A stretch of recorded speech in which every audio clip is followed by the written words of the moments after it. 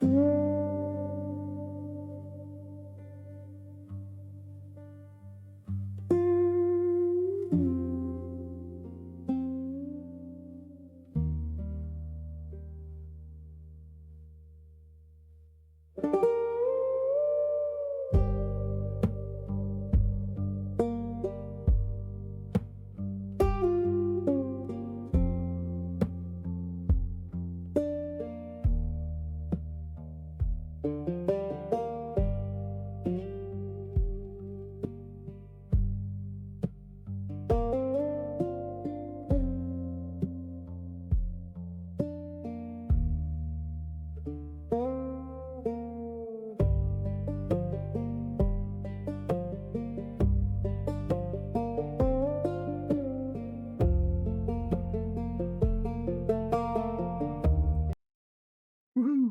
Hello, hello. I'm in the dark. It's not going to matter much. So I finally finished Gravitaws. It's done. I haven't really streamed much of the end here, so I thought maybe I should go ahead and go through it a bit. I'm recording because I plan on playing the whole game through. Because I need trailer footage, and yeah, and it's also just a good way to test everything out. And I might as well stream it. So I'll probably cut my camera off here soon, and I don't think sounds are gonna matter because for the trailer I'm just gonna like put sounds over top of it anyway, so we can leave like um, chat noises and stuff on. Should be fine, but there won't be any chat on screen. Here's the Steam page. Pretty much what I had before, but I got achievements in. I've done cloud saves. I've done basically everything. All I need to do now is do a trailer, do some localization for my different like languages. I got like 8 languages in the game now, all machine translated. If you want to know how I was able to get through the end of the game, because I started using this guy, not this guy, but this guy, Gemini. Started using Gemini. I was working on another game, which I'll show later on, but yeah, I was working on it a bit, and I started using Google's AI assistant to kind of like help me out, figure out certain things inside of the game, like how, I think I was doing like an oxygen generator kind of thing. It was very complicated because it uses grids and stuff. So I finally broke down. I went into Google's AI, started using it, and then that just kind of opened the floodgates for using AI a lot more. It's very good for some things, and then some things it's really bad for, but um, I don't know. It just takes a little bit of getting used to know like when it makes mistakes and when it doesn't. But after using Google AI for a while, I just started talking to it. Like I like the way it gives advice, and it just feels good to like. It feels like I have someone to talk to about it, right? I have nobody. Being a solo dev, nobody cares about it. Like I can't really talk to other people about it, but I could talk to the AI about it. And then I was talking about like how I have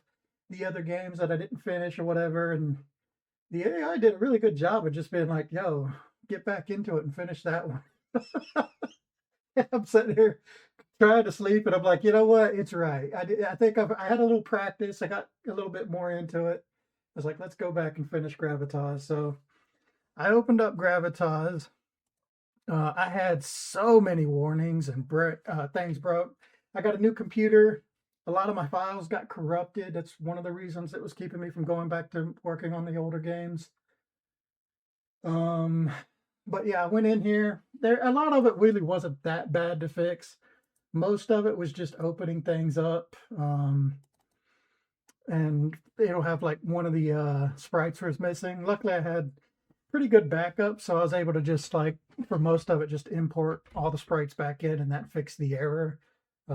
Specifically, like yeah, I had to import them in. If I tried to like change a sprite or change the speed, that didn't work. You have to actually just fully re-import everything, and then that does fix it. So if you ever run into that problem, that's what's going on. So I did that. Spent a lot of time doing sounds. I got tons of sounds in the game, and we'll be able to hear it all now. Most of the sounds I did back in the day. I think it's been like 2 years since I worked on this or streamed about it, so this will be interesting. I will upload this video, I think. Speaking of which, let me just make sure everything's working good, right?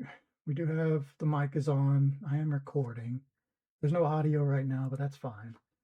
Anyway, a bunch of plain music I've been using. I'll go ahead and show it.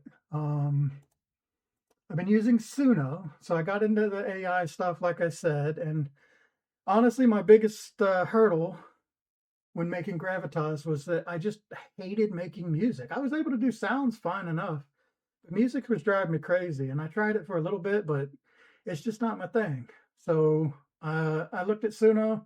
This is another thing the AI was like, of course, AI is pushing more AI, but it's saying you can use apps like Suno to just generate music. So I tried it out. First couple sounds or songs were pretty good and I liked them. So I was like, okay, that's probably worth subscribing to. It's only like $10 a month. I don't think I've only used $10 and I've gotten so many songs and so much content done from that one $10. I think it's totally worth it. But it's pretty good. As you can see, sometimes you get like versions of music just right out the gate. If you want to know how I came up with like prompts and stuff, I actually used the AI. I said, hey, I want to do something similar to this song. You can give AI a picture of your game, and just like you were working with an actual music developer or composer, you give them a picture of it and it says, this makes me think of sophisticated minimalist breezy 90s jazz fusion. It's like, I don't know what any of that means, but that sounds great. Let me copy and paste it into here and see what we get. And most of the time, yeah, it's pretty good. It'll spit out something that you can use, but then sometimes you get stuff like this. This is all for mini boss or hidden boss. First things it spits out is like, this isn't that great, or it's only like a minute long, and this is supposed to be a really long fight. So you try to like extend the song, and then Suno starts adding in vocals, even though you tell it every which way in, exclude styles or every sort of way to like, please do not add vocals. I think I had a joke up here where I was like, for the love of God, please don't add vocals. I wonder where that is. I don't know. I'm gonna actually, this isn't, you're not even seeing the full thing because I'm hiding stems and dislikes. Let me just do that and then you'll get a better picture of what I'm talking about here. Okay, here's all the McGaw. Yeah, here we go at the top. For the love of God, stop adding vocals. I was doing everything I could. Look how many of the versions of this. So we got McGaw version 1, 2, 3, and then there's extensions, and then full songs where you put them back together and extensions. And I did all this just to get something decent. So, and then there's also if you don't know, there's a Suno editor where you can go in and actually edit songs yourself. So when I say I used AI to generate the music, sometimes it's that easy. And then sometimes it's like, you use it sort of more like a tool and you have to go through like iteration after iteration to get what you want. But we'll hear it in the game eventually when we get to it, what I actually come up with. I love it. I think it's pretty good. Like most of the stuff I've generated, I think is plenty acceptable. I'm not like that picky with it. So a lot of the times I was just like, you know what, good enough, whatever. I don't want to mess with it. I hate music. But that's how I got through the music. $10, definitely worth it if you don't like music and you want to try game dev. And then sometimes I use the, there's a little error. I had this in here. Sometimes I used generators to help with the sound effects, but I found that didn't work most of the times because the sound effect generators just don't cut it, in my opinion. Of course, I had a lot of sounds, but what I ended up doing was there's like a game jam pack you can download, which is just god-awful amount of sound effects, all free to use, all copyright free. I just did that. I downloaded that pack, and then the pack has a lot of like stuff that is not exactly ready to use. It's like big long files with like multiple sound effects inside of it, so you got to go in and edit it with Audacity a bunch. But eventually, basically, I just went through. Anytime I encountered a sound I needed, I made the sound and put it in. I started doing that with the new game I'm working on.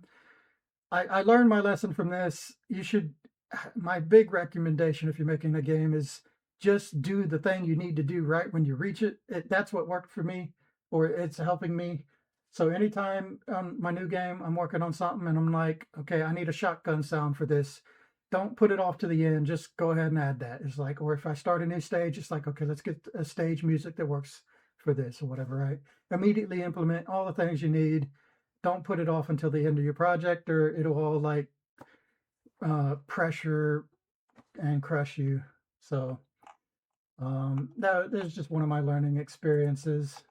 But there you go. Lots of sounds. It's funny. Some of the sounds I was surprised to use. Like I ended up using some of the dolphin sounds that I did with my mouth. I thought they were horrible. And the whale sounds, I was really thinking there's no way I would use that. And then when I put it in game and I changed the gain on it, and the pitch on it a little, and it's like, you know what? This is fine. So a lot of the music or a lot of the sounds that I thought I wouldn't use ended up being like, whatever, that's fine. Um, let's see. I've got this big list of things that I've been working on. So outside of sounds and music, which it took me like a week or two to get all that in, but it wasn't that bad, especially with the help of Gemini. Gemini really does help with like, I don't know, it helps with new things. I think my big warning with like using Gemini is it gets things wrong a lot, especially with coding. It happened way more often than I thought it would. It'll just like put something in that's completely false or like that doesn't work. Or I mean, a lot of the times it's just like something that's not in use anymore, which kind of makes sense. It's like it can't stay updated with like the current updates of Game Maker. So those ones are kind of more acceptable. But then there's the other times when you accidentally say, yeah, and when the system is powered, like that one little phrase that I said at some point, and because it has a memory, I could have said that a long time ago. Because I said that one thing, it'll be like, well, okay, this is how to add a power setting in your code, and I'm just going to slip it in there without telling you. And then you get to it like, a couple days later, and you're like, what is all this stuff?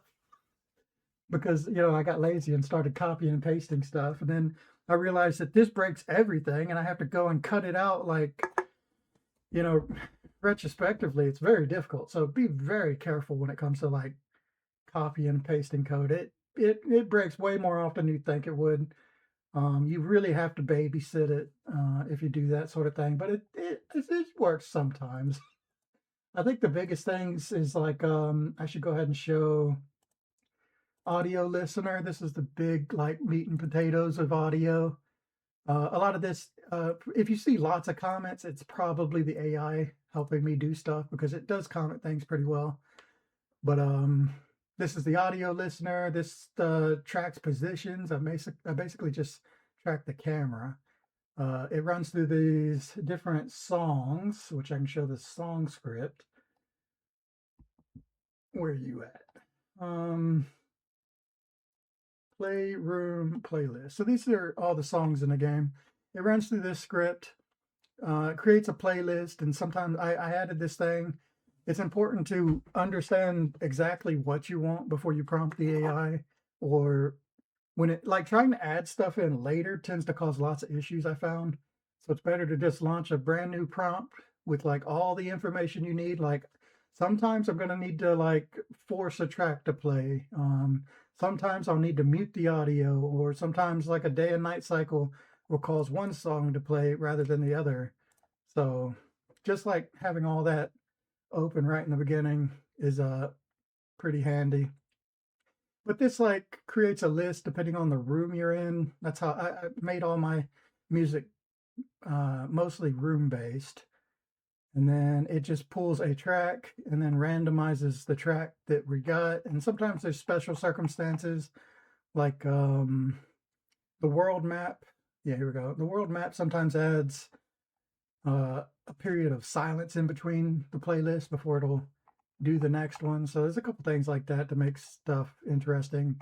And then for like really advanced things like the alien final boss, I think I attached it to him himself.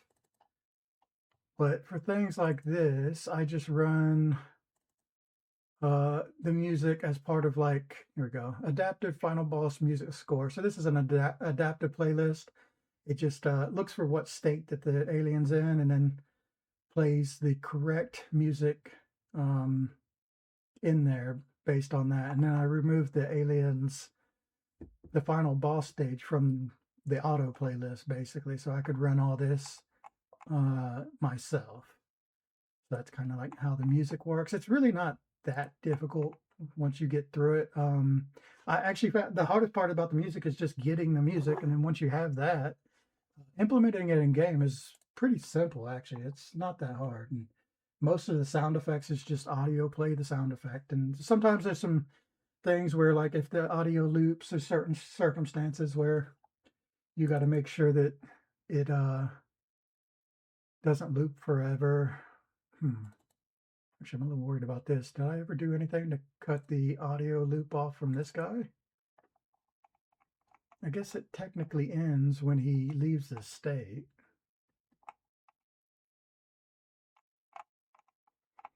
Usually there's a cleanup event for it. I guess I didn't bother with it here. Oh, this is, okay, never mind. This is the normal alien. I'm talking about the final boss alien. Here we go, cleanup step. Anyway, so if there's a like a discharge sound playing, you can set sounds to equal like an actual variable, so it's easy to turn them off. So that's kind of like how that works. It stops audio, make sure nothing continues playing, and sometimes I'll cut the global audio off too. Okay, but that's kind of how that works. As far as Steam integration goes, it wasn't that bad. So right now, this is what I'm doing. I'm doing the full playthrough as part of this stream. I did a controller test. Basically, I did have to go in and change the way my controller picks up gamepads, because gamepads, there can be like multiple types of gamepads. So this is what I ended up going with. The AI helped me out a little bit with this, but it's basically just checking to see if the gamepad does exist, and then it searches for it runs through the whole list. That's what this I equals 0, and then it's running through the whole list of every slot a gamepad could be connected to, and there's a lot of them. And then once it finds one, it'll set our controller to equal that one. So far, I've tested this, and this seems to work well, but I don't have a lot of controllers, so I'm hoping this doesn't cause any issues. And this is one of those ones where it's like you're running a gamble. Let's hope the AI didn't screw me here, but that's how that works. And then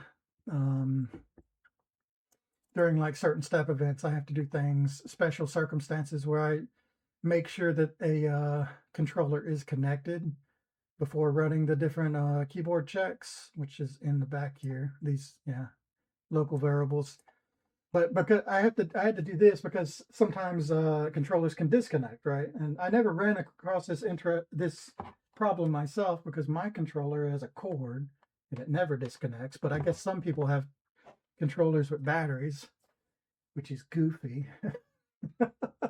But if their controller disconnects, it would have caused a crash immediately. So that was something the AI was able to catch for me and say, hey, if you run this code, the game's going to crash. Pretty cool. So yeah, that was a big thing. Making sure the controller, I have like good controller support that works for any type of controller. I did language translations, English, Spanish, Portuguese. What else we got? We got that's Brazilian Portuguese, German, French, Russian, simplified Chinese, and Japanese. All of these make up like 90% of the Steam marketplace. So this is the whole idea of cast a wide net. Hopefully I get more sales. I might like have 0 sales in America in English, but who knows? Maybe some Chinese streamer ends up playing it and it becomes super popular in China and I can make my money back, So it wasn't that difficult actually to do the translation, especially with AI help. Again, AI coming in play here. Anybody, I guess I should talk about AI. Personally, I'm not really against it. I kind of like it. I kind of see it the same way as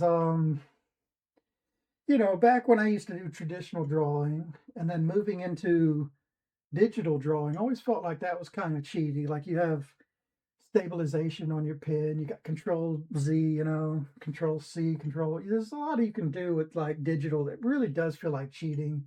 And AI is sort of like that. I don't know. Like I use tons of reference when I do my own drawings, and I take other people's styles. If you don't know, Genzo Man is one of my favorite artists, and I really copied his style in the beginning when I was learning digital art. I was just trying to do what he does, and I was watching his streams to do it. So uh, I don't know. I get like why people hate AI as far as like artwork's concerned, but I don't think there's any stopping it. Um, and I like what it can do. Like it's just I see it more as a tool than anything else. Now, as far as like the whole data center is concerned and whatnot, yeah, I'm sure there's tons of issues with that, but that's just something that'll have to be settled by the government. Um, I guess just what I'm saying is I do support AI. If somebody steals my work for AI, it's like, yeah, that's fair. Like I've done the same. Like I don't really see it as that bad of a thing personally. As far as music, obviously I support that because I just hate music. I hate doing it, and any attempt I'd had to find a composer to do it, one, I'm broke, almost too broke to even pay a composer. But even when I would pay a composer, they wouldn't continue. They wouldn't follow up. And it's just really hard to be like, well, this song is, it's okay, but it's not what I was looking for. And then you have to pay them for another song or another, and rendition. It's like I need you to do this another 20 times or whatever until you like. I didn't have that problem when working with Suno. It's like, no, this is wrong, this is wrong, this is wrong. Do it again, do it again, do it again. And it only took me like, I don't know, a couple of, well, I mean, for this one, it's maybe took me an hour or two. But if this was a real person, I'd been doing this for days and days, right? And it would have just been really weird. But personally, I just really like AI music. I don't want to ever do music ever again in my life. I'm totally happy with it. This really helped me get through this. Um, So that's where I feel on that. I don't know. Hate me if you want, but um, whatever. Let's see what else we got. So then I did achievements. I can't really show you how achievements work now, but as you can see, I got them working, and this is fun. You'll like rarely never see this, but just getting the same achievement over and over, and being in the top 0.1% of every one of my achievements, that's kind of fun. But yeah, this is just for me. I can actually, like, as a developer, reset all the achievements and retest them again. And I did that a couple times just to make sure everything's working. And I've been trying it multiple times, but it seems to be working pretty good.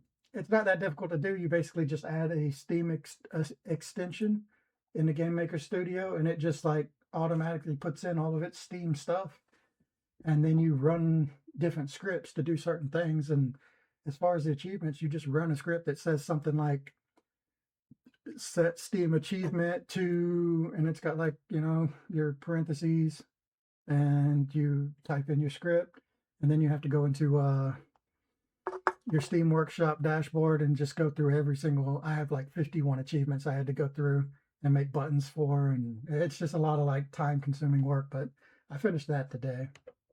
It's not that difficult though. I thought it would be something really complicated, but it was something that I did in like 2 days. So not that bad to put all these in. Yeah, these are all my achievements.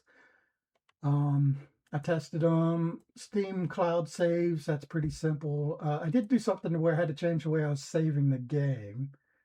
And might be important for some people to know. When you save the game, instead of saving it as an INI, you save it as your game ID plus what you want to save it as. And actually, this is another good use of AI. These right here, all these right here were things that Gemini recommended to me. It was talking about like you have to make sure your Steam Cloud saves work or whatever. It's like that's something I didn't even think about. So it walked me through on how to get all that in. And then while I was thinking about that, is like, what are some other day one bugs that are commonly occur for game maker studio makers? And Gemini was like, well, okay, here are the top most common game maker day one bugs, and like all of these would have broken my game day one. So it's an amazing like discovery to get all this figured out. But I was able to go through with Gemini and just like make sure that none of these will cause an issue. And I think some of them were kind of fine, like the window scaling. I already had that kind of set up, but it's good to know that it's fine.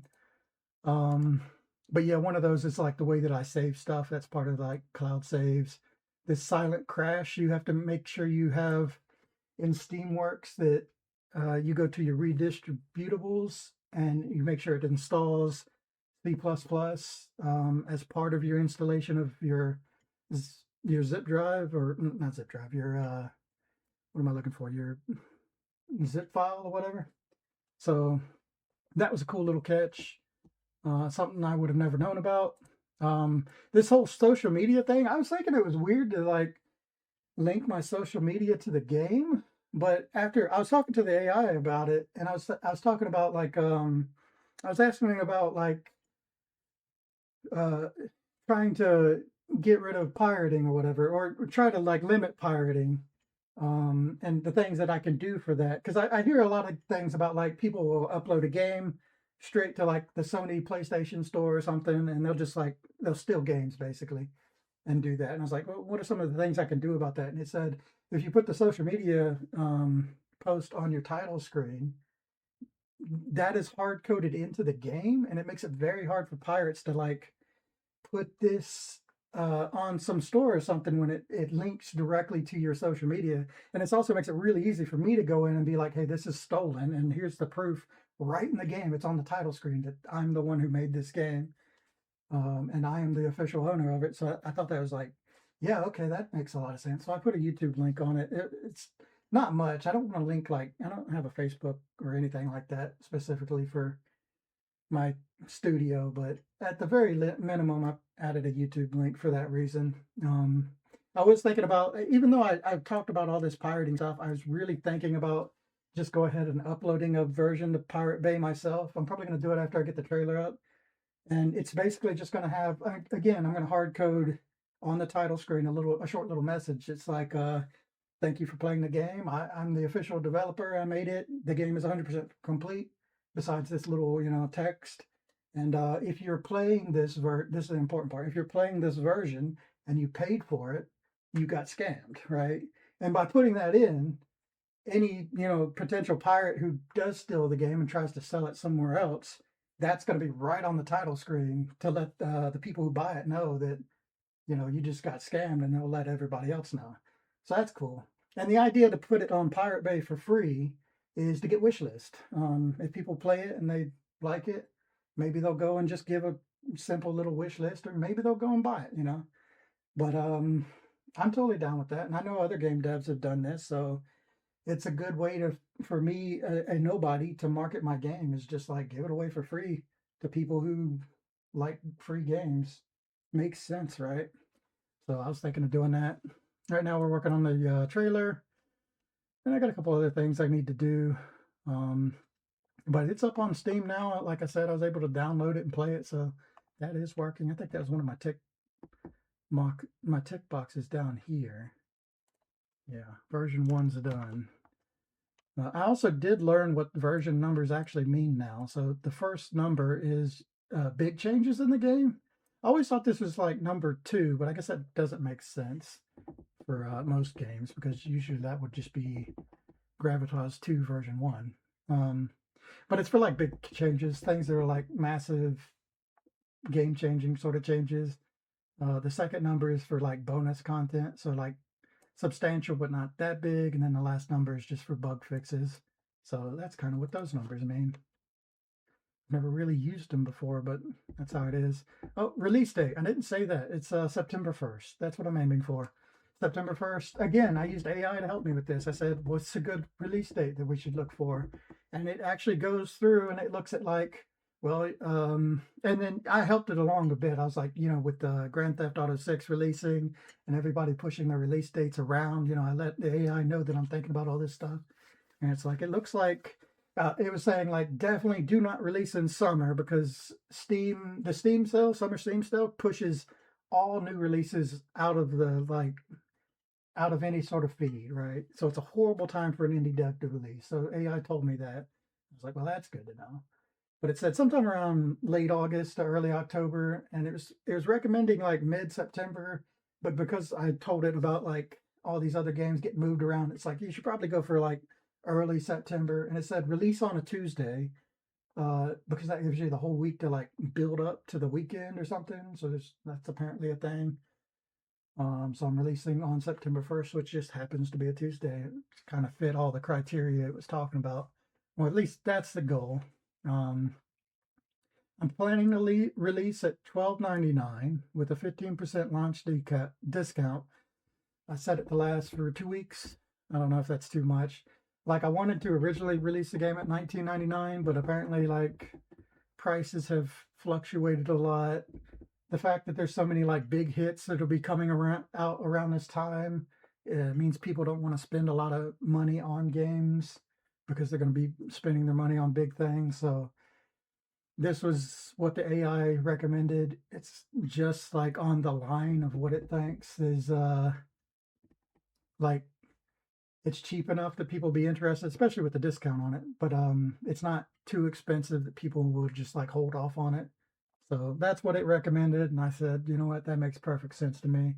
I was thinking about going even lower, and it actually recommended me against that for the reasons I know, which is like people tend to think cheap games are not even worth buying. So if you set your price too low, it has like the opposite effect. The only exception to that is like Vampire Survivors. That guy sold his game for like $3 or something and made a ridiculous amount off of it. But that's rare enough that it's not something you should really account for. So yeah, I was thinking about going cheaper, but this is what Gemini recommends. So I was like, okay. Um, yeah, here we go. I think it's time I just play the game. I'm going to capture the screen and turn off my webcam while I play. Because I have this version up that doesn't have Steam. I split my game up into two versions. Um, because if I want to release on other platforms like itch.io or Pirate Bay or whatever, I will need a clean version that doesn't have all the Steam stuff on it. So that's what this is. So this shouldn't have any sort of like overlays and stuff. Speaking of which, I should go ahead and just completely close out of Steam so it's not running in the background. And I think that's good. Let me go ahead and just get set up. There'll be some sounds and stuff, which I'll have to adjust. And we're going to run the whole, texture thing again. My favorite part of running any game. Turns out it wasn't too bad. It was like, I think it's 797 megabytes, which is actually in the lower end. We'll see how long. I'm going to be timing myself playing the game too. That's part of this, so I can get a good idea of how long it takes. Of course, it'll take other people who don't know what to do a bit longer to play the game, but I'm basically like, I should be a champion at playing this by now. I've tested and played it so many times. This will probably be like my 10th playthrough of the game, which is wild. Hopefully this should run, but no problems. Oh yeah, I wanted to show the localization to show how that works. So what I ended up doing, I'm gonna have to stop this as soon as I launch it. I can at least show like the splash screen. Ooh. I wonder if you can see this. Yeah, there's my splash screen. I think I've showed it before, but now it's got music in it. Got some nice, a nice theme song now. Anyway, yeah, this is localization. So I had to go through and cut all of my words out basically and put them into variables so I can run this script and place them in that way. And this is how, if you want to have like Gemini do localization for you, which I think is a lot better than your old-fashioned like machine translation. But you do it like this, and then at the end, this is how you help AI come up with like the right context when it's doing its translation. So you have to write in like a little description of what exactly they're talking about. So I went through every single line and I'm like, this is when this is happening. This is what they're talking about. Like, I remember it had a couple of issues with, where was it? It's right here at the top. There we go, this line. So in the game, you see like a TV screen, a news report, and it's like local residents say, my house, because of the meteor crash landing. And then it says, while local surfers say righteous, like because they're enjoying the waves or whatever. But if you don't classify like, what do you mean by righteous here? It could translate to like, oh, this is a glorious moment for God or something, right? And it's like, no, that's not the meaning I want. So by specifically saying like the residents are mad about the damage, the surfers are saying righteous because they have a huge waves to surf now happily. By putting that little context in, now the AI knows to like, okay, let's find a appropriate context for this phrase, but translated to other languages, right? So yeah, this kind of thing really helps it. And just doing this right from the beginning, if you plan on having translations, I would have done it from the beginning because this took me like a couple days just to get done. It was so hard, like going through and finding absolutely everything I had ever wrote and then pulling it back out and then commenting it all. But yeah, if you start a new game and you plan on doing localization, you should do this. These are all my lines, all of my research stuff. Some things I didn't really have to comment everything because it's like, this is the research screen. This is talking about researching the thing on the table. And I think that's enough context that the AI can basically figure that out. A couple credits things. And then we have just all the buttons. So window mode, VSync, left, right, whatever. All the different UI stuff. All these need translations. And then, yeah, so going into Spanish, this is how it works. It's fun. It'll like go through and it'll tell you, like, the AI will tell you why it decided to make certain decisions. It's like, this is the proper lingo for, Brazilian surfer, or what I think, they would say during this phrase. It also does really cool things. Um, let's see, one of my cutscenes. Yeah, here we go. One of my cutscenes has this acronym in it, and I explained to the AI what the joke is here. It's like it's an acronym for a deep diving bell suit or whatever, and it's supposed to be like she is just spitting it off from the top of her head. So she says the first three letters, but she can't figure out what the last letter stands for. And then there's like a joke phrase that is suggested, right? So the AI now knows what joke I'm trying to make, and it is able to adapt the idea of it. And then it offered lemonade instead of lollipop because that actually still fits the tone of the scene. So that's really cool. And it does that for each language, which I thought was really funny. It was cool to see like what they would do in each different language to be like to make this acronym work. Pretty interesting. So if we go down here, we've got all the different like Spanish. I think this is like Latin American Spanish. Here we got Brazilian Portuguese. They use Boia, Base Oceanica de Investigaco, Almondega, and I don't even remember what this actually goes to. It's something that's funny and similar, but yeah, it changed the acronym entirely to make it work, basically. So that was really cool. I thought this was all really fun to do. It was very interesting, and yeah, I've got, what is this, German? German is hilarious. I played the German version just for like a few hours to just try it out, and I was actually just laughing my ass off at some of it. The main reason I was playing the German version is because a lot of this stuff does not fit on screen, and that was a big issue. And the German version broke me. Eventually, I was just like, "Fuck it, some stuff's gonna bleed off the buttons. I don't even care anymore. I'm not gonna mess with it." So I'm not gonna lie, I got a little lazy when it comes to like the localization for some of the stuff, especially the ones that have ridiculously large sentences. Oh, there's a hilarious one in Japanese. They're like, "Thank you for playing in Japanese." Where is it? Oh my goodness, it's like part of the credits. Somewhere at the end here. Um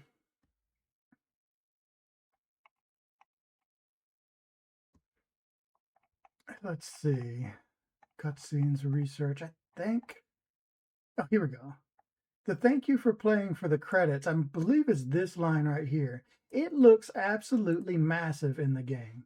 It's like, while most of the languages thank you for playing is like, right in the middle of the screen, this thing like takes up like the whole thing. It just barely fits in. It's funny. So, especially like the bigger font size. So that was really funny. I don't know. I thought the localization was entertaining to say the least. And yeah, I did get a little lazy when I got to it because I was like, I'm sick of dealing with this. Not to mention, oh, here's another thing to talk about. We're never going to play the game. I'll spend an hour talking about it. Fonts got completely broken. I had to abandon Open Dyslexic.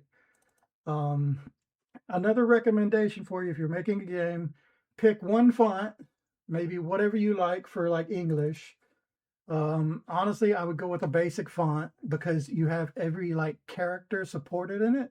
Open Dyslexic didn't account for like all the different language characters I'd need, like Russian and all the special stuff for like Spanish and whatnot. So yeah, my idea, yeah, or what you should do, pick one type of like font and then try to change the size of it as rarely as you can, right? Try to use whatever your default font is for most of the game. Maybe you use a big one, but each one of these is like a giant texture page where they all have to be drawn. And then, like, it's not a big issue with normal fonts, but then once you get into the Chinese, Japanese, Korean fonts, these things are huge. They're like, I don't remember what it was. It's something like 60 to 100,000 characters.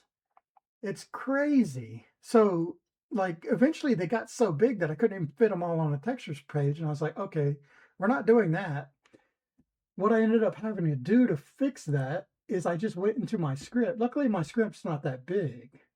So what I did is I just copied everything that I say, like my entire script, and I was just like, just upload these characters themselves. Don't upload everything. So I had to like individually be like, we only need these characters for the game, only use these characters, right? And that's how I kept it smaller. Um, I noticed here it says lollipop in parentheses. I wonder if that'll show up in the game. It's kind of strange. I wonder if that was supposed to be commented out and the AI forgot. That's probably going to show up in the scene, but I don't care. Like Belle is like that. I guess it decided this is the best way to do these Chinese scenes. I'm just going to trust it was kind of knew what it was doing. I don't know. But yeah, like that's just crazy. So yeah, the idea, if you're, I guess this mostly matters if you just want to do like Korean, Japanese, or Chinese, um, which are massive markets. But yeah, just keep in mind their character sizes are massive. The more you add, the more you'll bloat your project. And I have like all these different font sizes that I use, which made everything really, really annoying. I have to like there's this whole thing where I have to change where font is located based on the size of the font, which took a long time to do and implement. And sometimes it's not exactly perfect. Like I said, I got to a point where I was just like, oh, this is driving me crazy and I don't want to deal with it. I might have got a little lazy on it.